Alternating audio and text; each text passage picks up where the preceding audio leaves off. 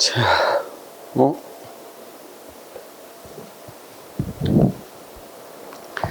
자, 관료제.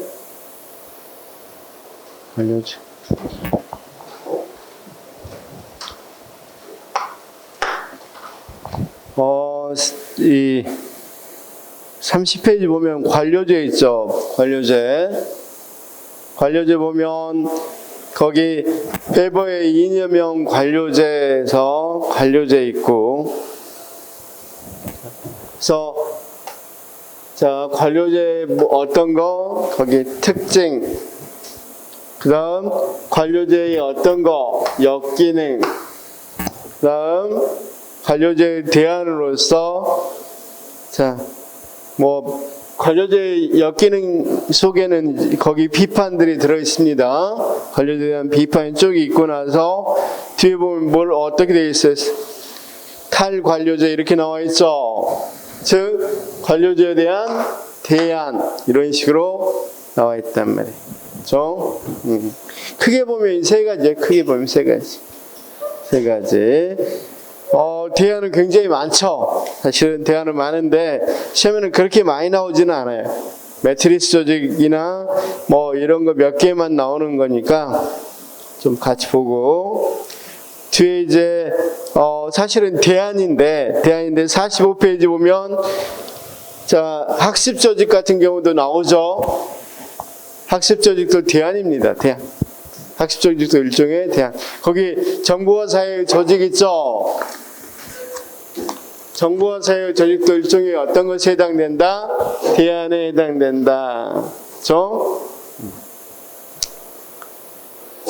자, 조금 이따 보기로 하고, 먼저 그러면 어떤 것부터 우리가 관료제의 특징부터 봐야 되겠죠? 그래서 관료제 보니까 의의부터 보니까 관료제란, 이거 시험에 거의 안 나와요. 그쵸? 어원적으로 해석하면 프랑스어의 작은 책상이 의미하는, 그쵸? 자, 우리가 보통 이 어떤 거, 비오크라시라고 그러니까, 비오와 그리스어의 지배하다, 투루를 의미하는, 그러니까 클라타인으로 이해할 수 있다. 이 관료들은 기본적으로 사무실에 의한 지배를 의미하고, 프랑스 쿠르네가 당시 프러시아 정부에서 관료들의 권력을 쥐고 있던 상황을 묘사했었다.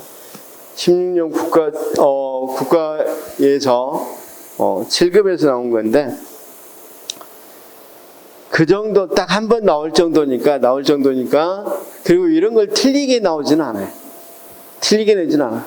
요령이죠. 시험 볼 때 요령입니다. 이런 건 절대 틀리게 내지 않습니다. 틀리게 낼 수가 없잖아. 그렇죠? 자, 그 다음 행정학에서 관료제란 정책 결정에 관여하지만 비정치인으로 구성된 정부 조직체이며 정부기관의 행정적 활동을 담당하는 기구를 뭐라고 그런다? 관료제라고 그런다. 그렇죠? 그래서 일반적으로는 이렇게 이야기합니다. 계층제적 형태를 띤 대규모 조직체다. 계층제적 형태를 띤 대규모 조직체를 뭐라고 그런다?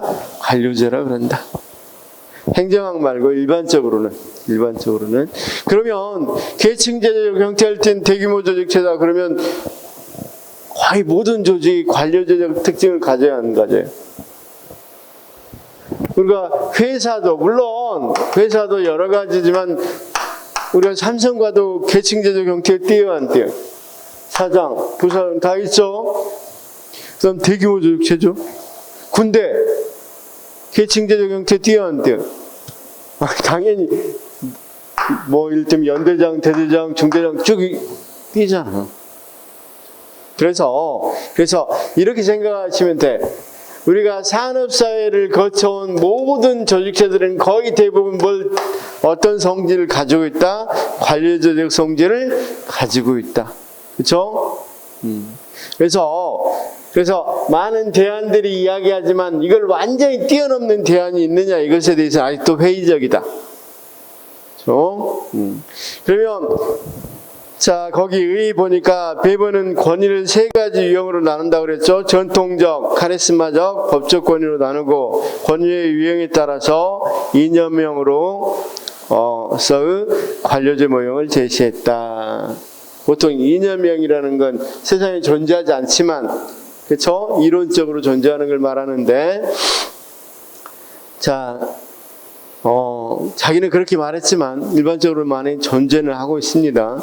그러니까 완전히 배보에 완전 맞는 그런 조직은 세상에 존재하기는 좀 힘들겠죠.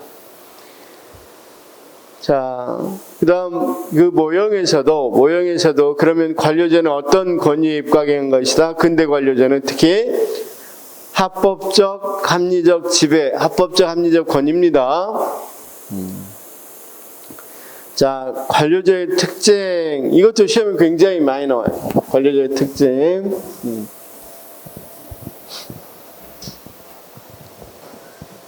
자, 책마다 좀 다른데 거기 있는 것처럼 어떤 책은 그냥 분비, 관규, 경 이렇게 이야기하는 책도 있고, 이제 청킹으로 외울 때는 분비, 권규경 이렇게 외울 수도 있고 여기 같이 외울 수도 있고, 원래 이제 여기 정문까지.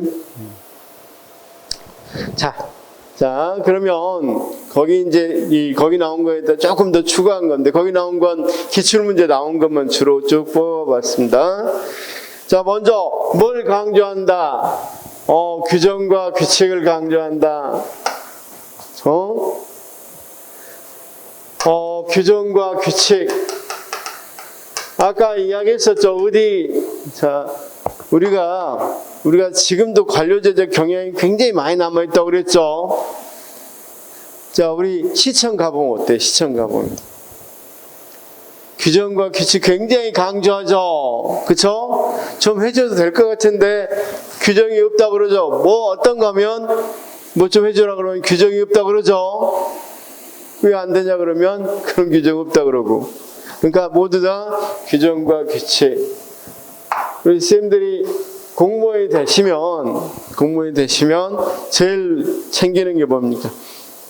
규정과 규칙이죠. 거기에 맞춰서 해야 되는 거니까. 그래서 규정과 규칙을 강조한다. 자, 그래서 모든 직위와 권한과 관할 범위는 법규에 의해 규정되며 권한과 관할 범위는 사람이 아니라 직위에 부여되는 것이다. 사람이 부여되는 것이 아니라 직위에 부여됩니다. 사람 누구에게 하는 게 아니라 구청장 누구가 아니라 그냥 구청장에게 부여되죠.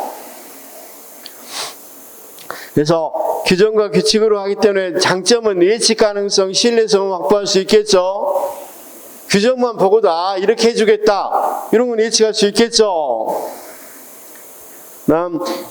명확한 계층제, 그쵸? 우리가 이런 것들을 권위의 유계라고 표현하기도 해요. 권위의 유계, 이게 계층제입니다. 자, 우리가 알다시피 계층제는 관료제의 가장 큰 특징 중에 하나라고 그랬죠. 아까 관료제가 계층제를 띈 대규모 조직체라고 그랬죠. 자, 이렇게 어떤 권위의 유계 계층제로 돼 있다. 관료제는. 그렇죠? 그래서 자, 이 계층제적 경향이 강하다. 또는 그러면 다른 말로 관료제적 경향이 강하다 이렇게 말할 수 있겠어, 없겠어? 있겠죠? 예를 들어서 우리가 나사 미항공 우주국하고 우리 여기 인천시청하고 비교했을 때 인천시청의 계층제가 훨씬 더 강하겠죠? 그럴 때 우리가 관료제적 경향이 어디가 더 강하다고 이야기할 수 있겠어? 나사는 거의 상황한 게 거의 없잖아요. 그러면 당연히 인천시청이 더 강하다 이렇게 말하겠죠? 계층제. 그 다음 뭐가 있습니까? 문서주의. 자, 문서주의. 우리 다 알다시피 문서 굉장히 많이 요구하죠. 자, 병원에 가서도 사람이 곧 죽으려고 그래도 수술 빨리 해야 되는데 보호자부터 찾죠. 빨리 도장 찍으라고. 도장 찍어야 해주죠. 제 친구가 골프장 사업을 하려고, 골프장을 하려고 그랬는데, 도장을 60개를 받아야 된대, 60개. 골프장 하나 하려면. 그만큼 많이 뭐가 필요해? 문서가 필요하죠. 그쵸? 관공서도 여기도 도장 받아야 되고, 저기도 가도, 저기도 승인 받아야 되고, 그래서 굉장히 많이 받아야 되는데, 문서주의. 그 다음, 거기 보니까 문서주의 전문화와 유의마, 분업과 전문화 이게 같이 묶어도 돼, 사실은. 분업과 전문화. 그쵸? 우리가, 자, 알다시피 어떤 게 돼 있어요? 자, 그러면, 시청 가서 가장 짜증난 일이 어떤 거예요? 가서 일 좀 해줘라. 그럼 우리 부서 일 아니라고 맡기죠? 여기 가봐라고. 여기 가봤던 여기 가보래. 여기 가봤던 여기 가보래. 가봤던 여기 가보래. 가서 딱 물어보면 휴가 갔대. 정말 짜증나죠? 그러니까 딱딱 거기 자기 맡은 일만 하는 완전히 분업화돼 있어. 그래서 자, 분업과 전문, 그러다 보니까 전문화될 수밖에 없겠죠? 분업과 전문화. 아까 우리가 조직구조의 원리를 거의 똑같이 지금 뭐 한단 말이에요? 여기 구현해 놨죠? 그쵸? 그 다음, 자, 비정성. 여기는 뭐라고 되어 있냐면, 이 비정성도 굉장히 큰 특징인데, 공사의 분리 또는 비정성. 거기 있구나. 임무 수행에 공사의 분리 있었죠? 공사의 분리.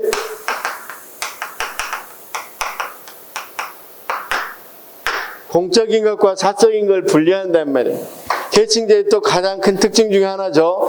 자, 같이 음주운전을 했어. 근데 A는 자기 부모님 기일을 지내고 온 거야. 그래서 어쩔 수 없이 안 마시려고 했는데, 자, 부모님 기일이고 그래서 제사상에 있는 거 어쩔 수 없이 의뢰상 한 잔 마시고 왔어. B는 유흥업소에서 마셨어. 그럴 때 경찰이 딱 불어라 그래서 딱 나왔는데 어떻게 마셨어요? 아이고 기일이셨군요. 힘드셨겠군요. 그냥 가세요. 이렇게 해줍니까? 여기 유흥업소 너 나빴으니까 너 두 배로 만약에 30일 영업정지인데 너 60일 영업정지 할게. 이런 거 안 하죠. 사적인 거 봐줘요, 안 봐줘요? 그런 거 없잖아. 완전히 공사가 분리돼서 완전히 비정성, 정의적인 건 전혀 고려하지 않는 것. 이게 관료제의 특징이라고. 공사의 분리란 말이 무슨 말인지 알겠죠? 공적인 것과 사적인 것이 분리된다. 그래서 이걸 다른 말로 비정성이라고 한다. 정의적인 것, 정서 이런 것들은 감정적인 것은 전혀 생각 고려하지 않는다. 그 다음 쌤, 사실은 여기는 안 써졌는데 경력은 상당히 우대하죠. 경험이나 경력을 우대한단 말이에요. 그렇죠?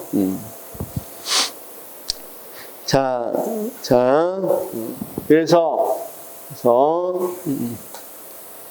나중에 외울 때 우리가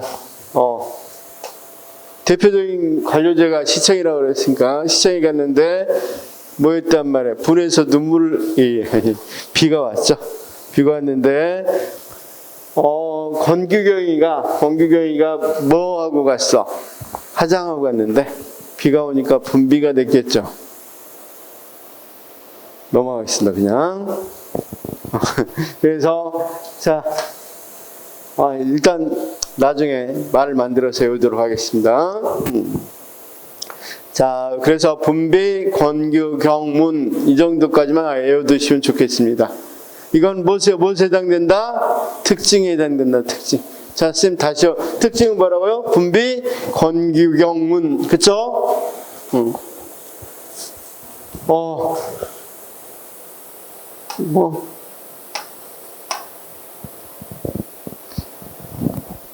자, 앞으로는 외울 때 이 청킹을 할 때 스토리를 넣어서 외우겠습니다. 스토리를 넣어서 좀 외워야 되는데 이건 잠깐 스토리를 잊어먹었어요. 어제까지 기억했는데.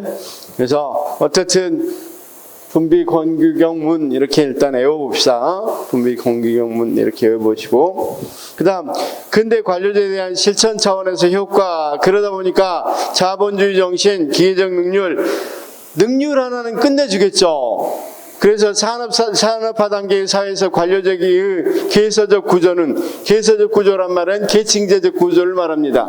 계층제적 구조는 조직의 능률 향상을 위한 인간 통제의 높은 효율을 발휘했다. 마치 뭐하고 똑같았다. 컨베이어 시스템하고 같았다. 따라서 산업화 단계에서는 높은 효율을 달성했다 이 말입니다. 이 말도 충분히 이해되죠? 그런데 근대 관련해서 실천 차원에서 역기능이 생겼어. 항상 순기능이 있으면 그게 심해지면 뭐가 되겠어요?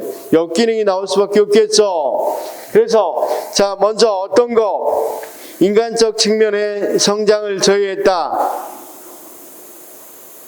우리가 컨베이어 시스템이 가장 큰 문제가 뭐야? 찰리 채플린이 나올 때 보면, 찰리 채플린 영화 대부분 보면 어때? 안 봤어요? 찰리 채플린? 너무 옛날이어서 예, 죄송합니다. 그러면 혹시 유튜브 같은 거 찰리 채플린 봐봐요. 그러면 어떤 게 막 비유적으로 나오냐면 그 컨베이어 시스템에서 일하면서 그 비인간적인 모습들. 그렇죠? 제가 컨베이어 시스템에서 일하면서 비인간적인 모습 제가 이야기해드렸죠. 제가 옛날에 대학교 다닐 때 아르바이트를 했었는데, 아이스크림 공장에서 아르바이트를 했었는데, 그때는 아이스크림이 지금 또 이해 못하시면 어떻게 하지? 그때는 바였어요. 이렇게 생겼어. 아이스크림 이렇게 생긴 아이스크림. 근데 제가 하는 일은 이 발 가운데 넣는 거예요. 이렇게 쭉 지나가면 발을 이렇게 가운데다 이렇게 넣는 건데, 친구랑 잠시 이야기했는데 바 없는 아이스크림이 3개가 쫙 가버리는 거야. 잠시 이렇게 돌아보고 이야기했는데, 근데 그거 잘리면 큰일 나죠. 안 되겠다. 학비 벌어야 되는데 안 되겠다. 그래서 아주 급하게 이제 이 사람도 안 보게 아이스크림을 집어서 호주머니에다 넣었단 말이에요. 뒷일은 상상에 맡기겠습니다. 상상에. 그쵸? 옷이 하필이면 회색이에요. 회색. 얼마나 물들었겠어. 빨간색, 파란색 물들어서 쭉 내려가는데, 아이스크림 공장에 추웠는데 그날 정말 혼났습니다. 자, 그러면 사실은 친구랑 그렇게 이야기조차도 할 수 없을 정도로 완전히 그 시간 이것만 해야 돼. 이것만. 완전히 인간이 뭐가 기계죠. 그렇죠? 굉장히 어떤 측면은 인간적 측면의 성장을 저하듯이, 그러면 관료제도 마찬가지야. 똑같아. 그걸 뭘로 만들어 놓은 거야? 그냥 조직으로 만들어 놓은 거야. 똑같이 규정과 규칙 정해놓고 모든 사람 똑같이 그냥 나사만 조이듯이 그냥 그 사람이 이를테면 아까 이야기했다시피 경찰 같으면 알코올 농도 얼마다, 그럼 무조건 똑같이 떼준단 말이야. 그렇죠? 어떤 상황이 왔든 뭐가 왔든, 자, 이를테면 밑에 내려왔어. 어떤 거 200만 원 이하의 사람들에게는, 월소득이 200만 원 이하의 사람들을 지원해주라. 근데 보니까 그 집은 너무 가쁘여서 그냥 맨날 놀아, 부부가. 그리고 190만 원 받아. 근데 정말 열심히 일해. 부부가 열심히 일하는데 210만 원 받아. 그거 어떻게 해줘야 돼요, 우리? 선생님들 같으면 열심히 일한 부부를 도와주고 싶죠. 그런데 그렇게 도와주면 심한 수사 되겠죠. 난리 난단 말이야. 그래서 어떻든 똑같이 하다 보니까 상당히 인간적 측면의 성장을 저해할 수밖에 없겠죠.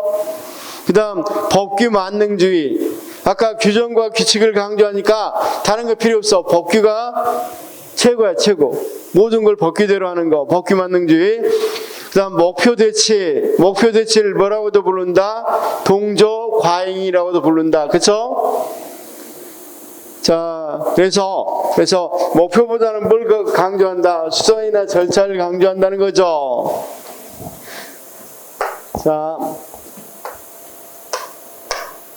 교통순경이 있을 법한 곳이 어디냐? 그러면 A, B, C 했을 때 당연히 누구나 B라고 이야기한단 말이에요.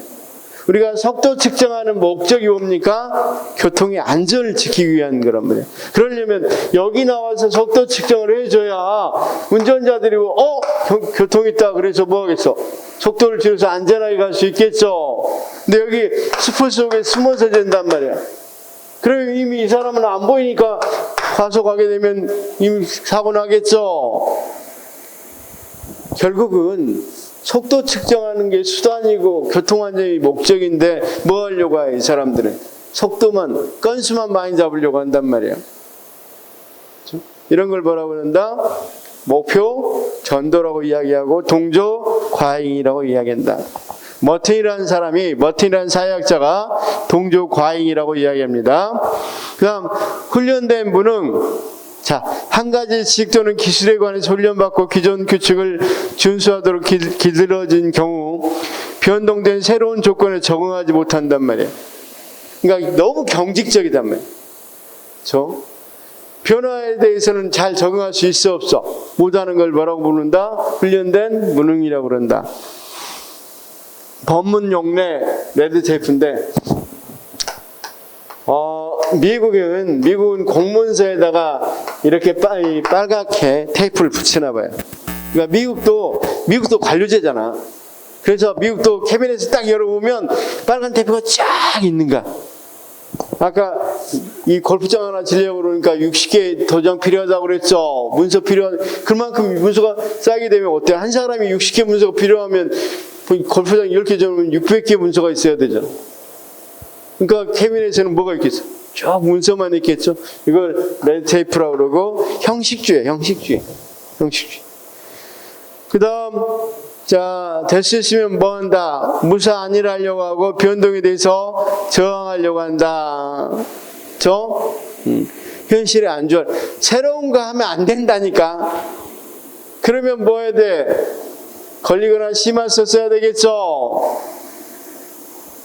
자, 그 다음 권력구조의 이원화.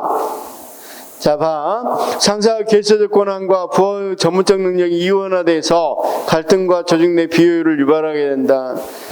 상사는 계층제적으로 권한이 있는 거고 부하는 또 전문성이 있을 경우에는 서로 간에 갈등이 있을 수밖에 없겠죠.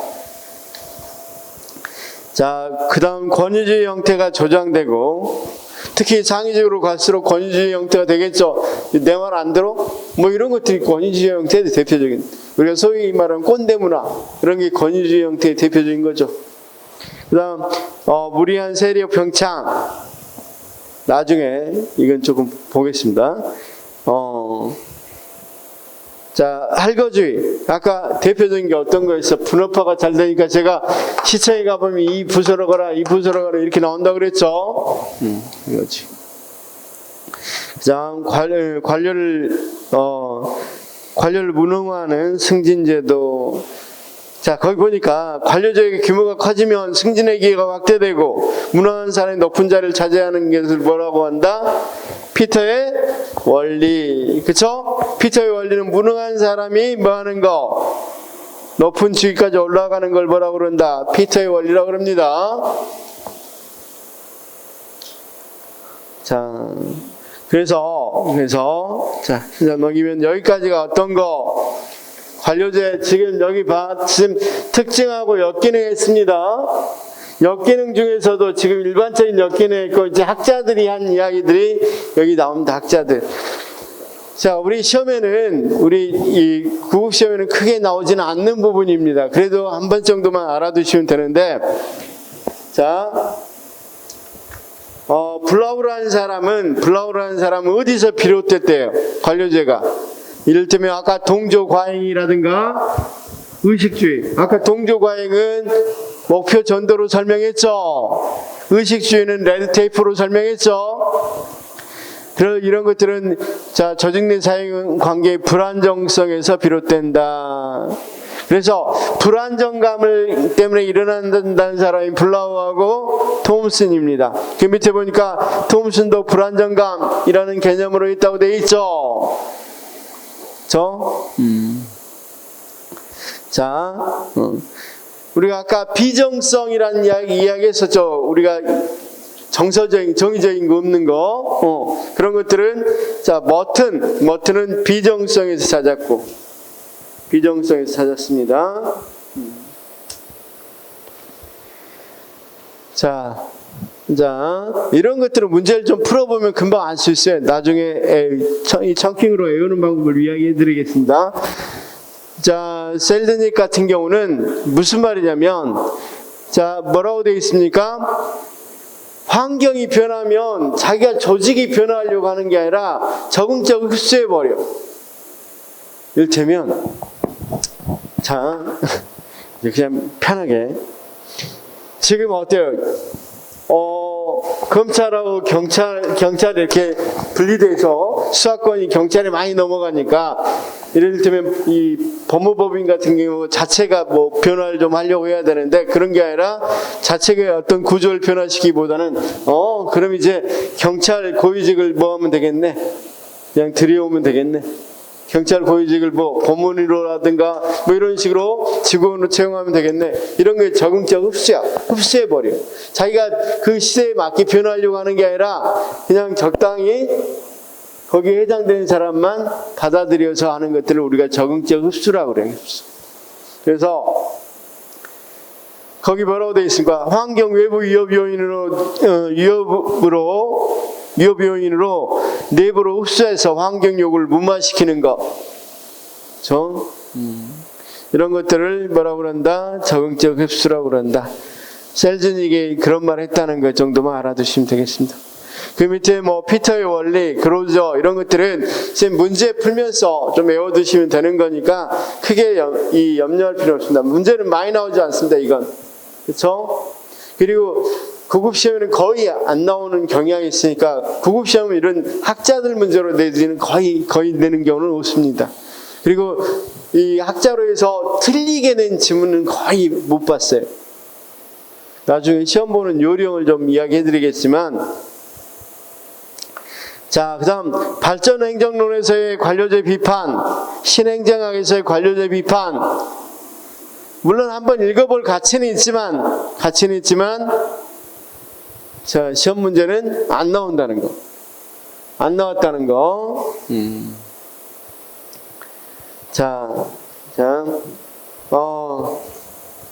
발전행정론에서는 너무 관료제가 가치 중립적이다 이 말이죠. 가치 지향이 안 됐다. 그 다음 신행정학도 마찬가지. 그렇죠? 그런 게 있다는 정도만 알아두시면 되고 읽어만 보시기 바라고.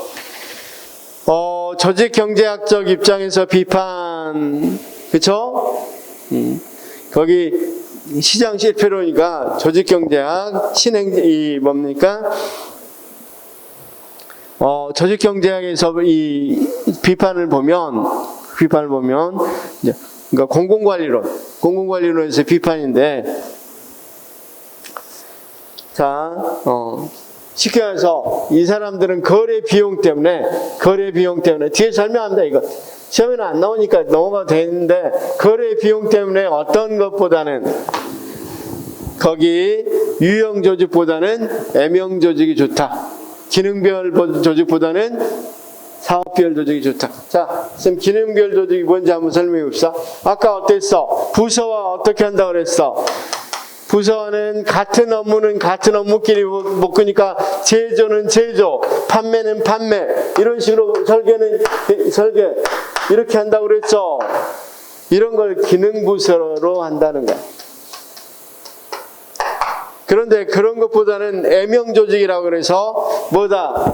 그냥 그러지 말고, 자, LG가 지금 많은 회사들이 이렇게 하고 있는데, 자, 어떤 부서? 냉장고면 냉장고 생산, 그 다음 뭐 이렇게 배터리면 배터리 생산, 이런 식으로 뭐다? 사업부서 형태로 만들자는 거야. 사업부서 형태로 만들면 여기서도 계획, 설계, 제조, 판매 이런 것들이 다 어디로 들어가요? 여기도 계획, 뭐 이를테면 설계, 제조, 판매 뭐 이런 식으로 다 뭐가 들어가 있어.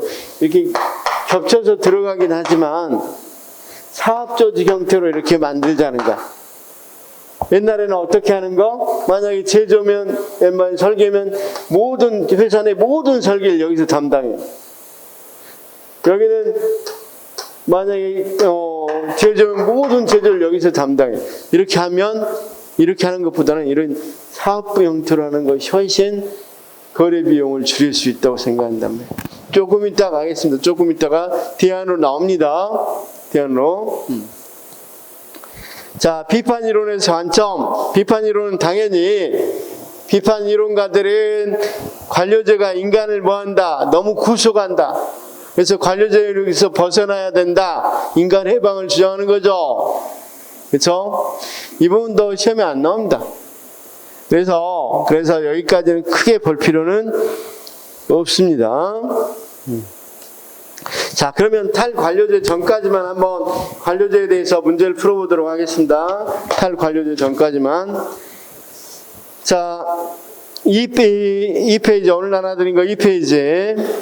지금 어디까지 문제를 풀어볼 거냐면 대안 나오기 전까지 여기까지 한번 문제를 풀어보겠습니다. 특징하고 어떤 거? 역기능 여기 두 부분만 풀어보도록 하겠습니다. 자, 2페이지 1번 문제. 베버가 제시한 이념형 관료제의 특성으로 옳지 않는 것은, 자, 옳지 않는 거 보면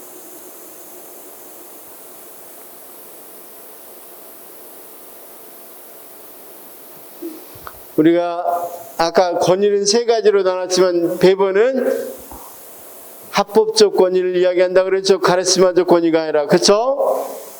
자, 다시 한 번만. 우리가 30페이지 보면 세 가지 권위가 있는데, 자, 우리가 이 베버가 이야기한 근대 관료제 권위는 뭐라고 그랬어? 합법적 권위라고 그랬죠. 30페이지 보니까. 카리스마적 권위 아니죠?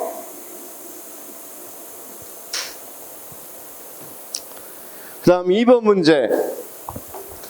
베버가 주장한 이념형으로서 근대 관료제에 대한 설명이 옳지 않는 것. 빨리 골라보시면. 자, 우리가 그러면 아까 분비, 권규, 경 이렇게 생각하면 되죠. 1번은 경력을 강조한다는 거죠. 2번은 2번은 우리가 비정성이라고 그랬죠. 민원인 사정 들어준다 안 들어준다. 입장인데 입자로 써졌습니다. 죄송합니다. 민원인의 입장에서 이렇게 되겠죠. 자, 3번은 법규, 규정과 규칙 강조 맞죠? 4번은 문서주의 맞죠? 그럼 3번은 관료제의 병리현상에 대한 설명을 옳지 않는 것은 관료제의 병리.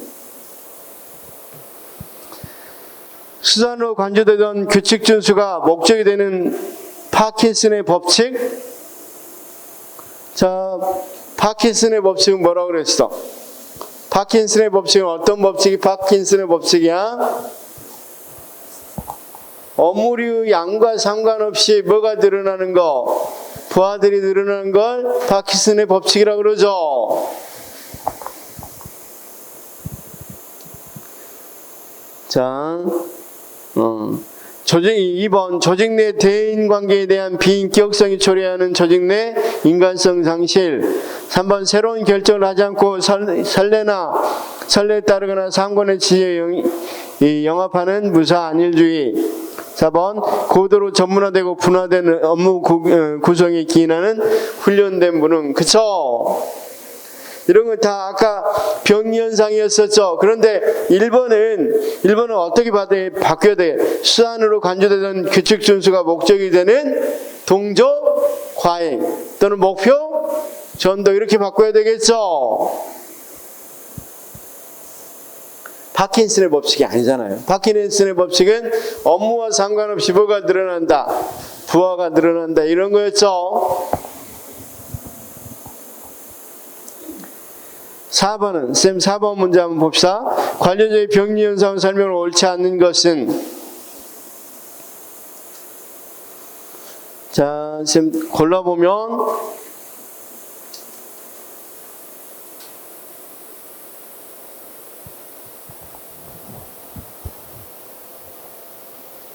몇 번이 답이야?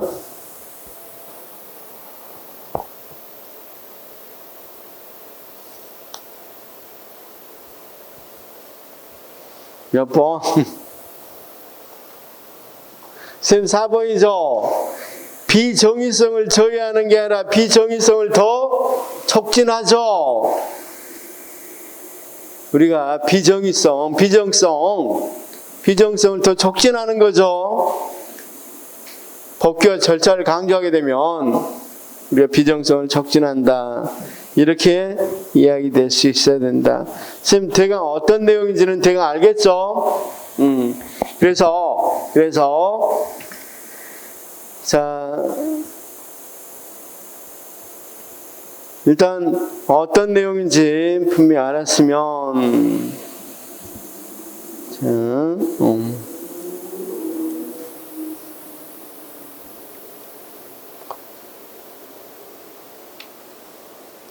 자, 쌤 73페이지 책 73페이지 한번 봅시다. 73페이지 사실 73페이지부터 쭉 어떤 거에 나왔냐면 여기 특징하고 역기능에 대해서 쭉 나왔어요. 특징하고 역기능을 한번 완벽하게 이해해 봅시다. 자, 73페이지 68번.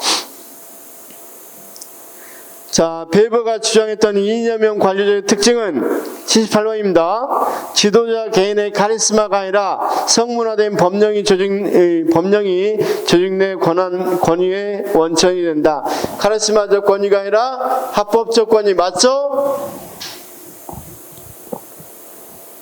69. 베버가 주장했던 이념형 관료제의 특징은 엄격한 계서제에 따라 상대방의 지위를 고려하여 법규를 적용한다. 자, 쌤, 상대방 지위와 관계없이 법규를 하죠. 공사가 분리된다고 그랬잖아. 그쵸? 70번. 베버가 주장한 이념형 관료제의 특징은 관료는 업무 수행에 대한 대가로 정기적으로 일정한 보수를 받는다. 맞고. 71. 베버가 주장했던 이념형 관료제의 특징은 모든 직무 수행과 의사 전달은 구두가 아니라 문서로 이루어지는 것이 원칙이다. 맞죠? 문서주의. 72. 이거 중요한데, 베버가 주장했던 이념형 관료제의 특징은 권한은 사람이 아니라 직위에 부여되는 것이다. 맞죠? 73. 베버가 제시한 관료제의 특징은 합법적으로 제정한 법규에 근거를 두고 법규 맞죠? 74. 베버가 관료제의 특징으로 권한과 책임이 명백한 계층제 구조로 이루어진다. 맞고. 75. 관료제의 특징으로 관료는 임무 수행을 구두가 아니라 문서로 한다. 맞죠? 76. 자, 관료제의 특징은 임무 수행에 필요한 전문적 훈련을 받은 사람들이 관료로 채용된다. 아까 전문화 분업의 특징이라고 그랬죠?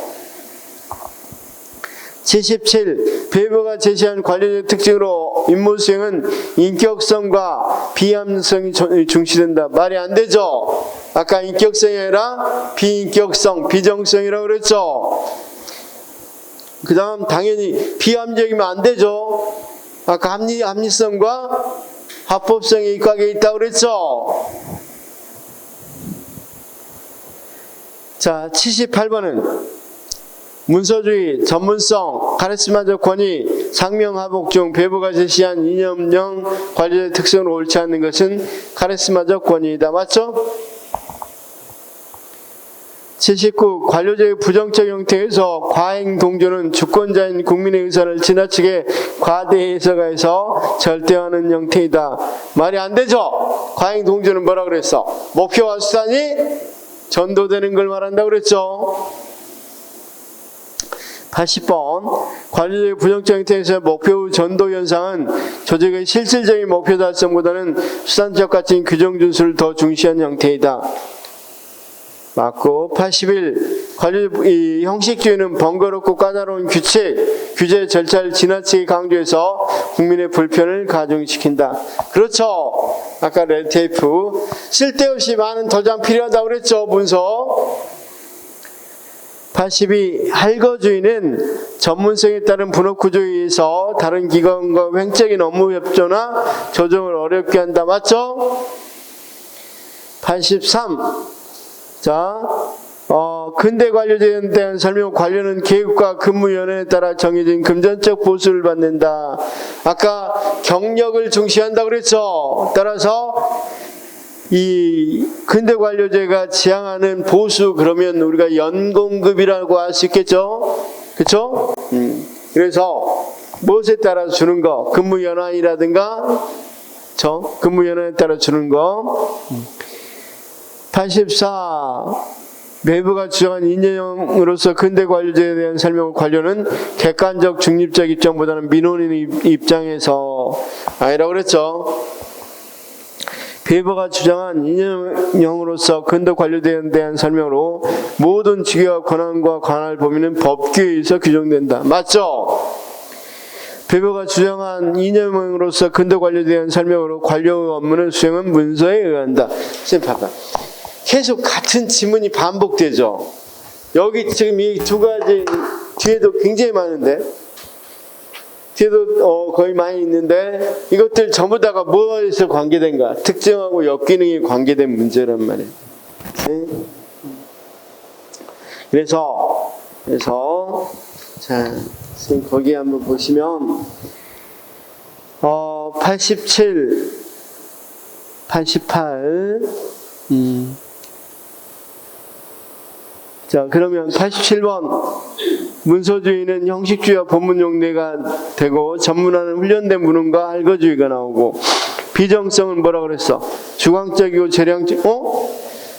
비정성은 우리가 공사가 확실히 분리된다고 그랬죠. 그래서 주관적이고 재량적인 관료 형태가 나타나는 게 아니라 비인간화 현상, 즉 사기가 많이 저하될 수 있겠죠. 비정성으로 하면. 자, 90번. 이 관료 특징과 그 역기능을 연결한 것으로 계층제는 의사결정 지원과 상급자 권위에 대해 지나치게 의존하게 된다. 계층제가 선생님 이렇게 되면, 계층제가 너무 많이 이렇게 역기능적으로 나타나면 결정할 때 굉장히 많이 올라가야 되니까 굉장히 지연될 수 있겠죠. 역기능으로. 여기까지는 대강 알겠어요? 이해되죠? 자,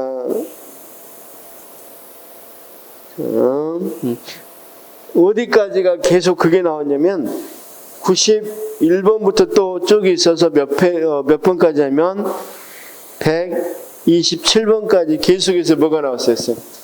관료제의 특징하고 역기능이 나왔단 말이에요. 그만큼 뭐가 많이 나온다. 이건 굉장히 시험에 많이 나온다는 거 아시는데 반복적으로 나온다는 거 아시죠? 반복적으로. 그렇죠? 반복적으로 나온다는 걸 알 수 있고. 그 다음 이제 이건 대안 문제로 상당히 많이 나온다. 그러면 조직론에서 조직 구조 부분도 많이 나오지만 특히 관료제 이 세 부분에서 굉장히 시험에 많이 나온다. 그렇죠? 20문제에서 3문제에서 4문제 나온다면 관료제 부분은 그래서 한 문제는 꼭 나온다. 이렇게 생각하시면 되겠죠? 일단 이해는 됐어요. 그럼 조금 쉬었다가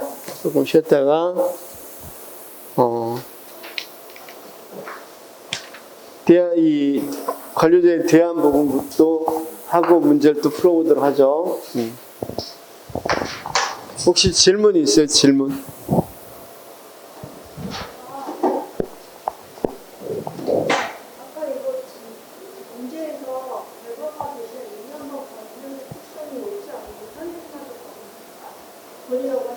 네.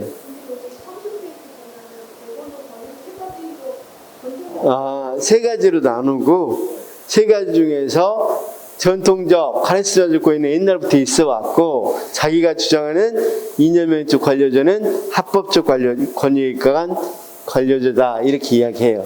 그러니까 카레스가 듣고 있는 옛날부터 있어 왔다는 거예요. 그냥.